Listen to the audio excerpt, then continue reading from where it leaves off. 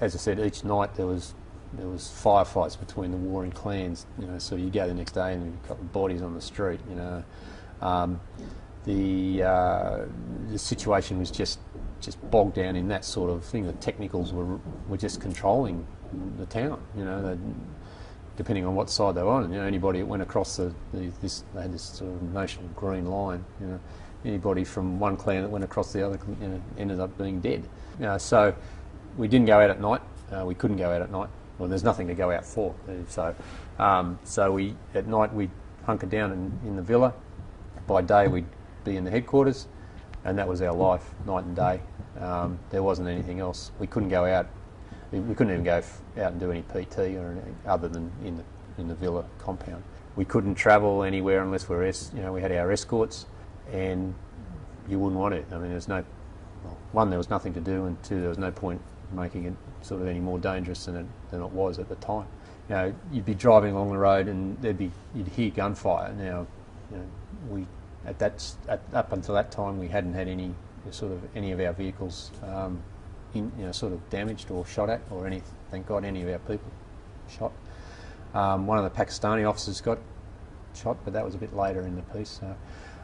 So personally, I didn't feel comfortable because I couldn't defend myself if I had to, but I didn't feel threatened because, you know, it wasn't particularly targeted at the UN. I mean, frankly, the UN was a source of spare parts and, you know, sort of fuel and stuff for the clan. So they weren't particularly targeting unless they wanted something. If they wanted something, then you were targeted. You know, if otherwise they were just fighting amongst themselves, creating more havoc in the town that had already been effectively destroyed in the Civil War. There was a plot of land we used to drive past between the military headquarters and the civilian headquarters, and it was the cemetery. And every day you drive past, and every day they'd be burying more people. You know, so I guess you become accustomed to it or attuned to it. You know, it just becomes part of the daily routine. I mean, we didn't see a lot of dead bodies, but they were there, and there was always signs. You know, there was always, you know, apart from the gunfight, there was always sort of, you go past and then, you know, dry blood on the street, or yet another burial, or more words have come through your driver and you know sort of your contacts that there'd been another sort of ambush and so forth.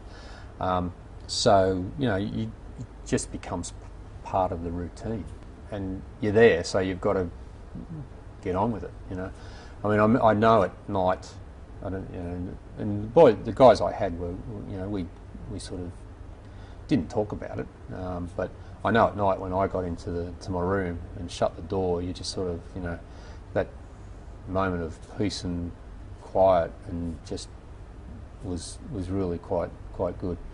I mean, you know, could have been could have been a whole lot worse, but you know, at least we had, you know, something like that rather than being stuck out in the middle of nowhere, living in a tent and all the other things. So it wasn't great, but at least you had something, you know, some sort of sanctuary, I guess. And that's you know, we'd get up on the roof at night and just sit around and listen to some music, have a drink, and you know, just that was all we could do to unwind night, you know, sort of not night after night, but that's all we had available to us. So, and the boys, you know, dealt with it in their own ways. Some went home back in their rooms and wrote letters, some read books, whatever it was, whatever it took. But you needed that sort of little bit of alone time, I think, as well.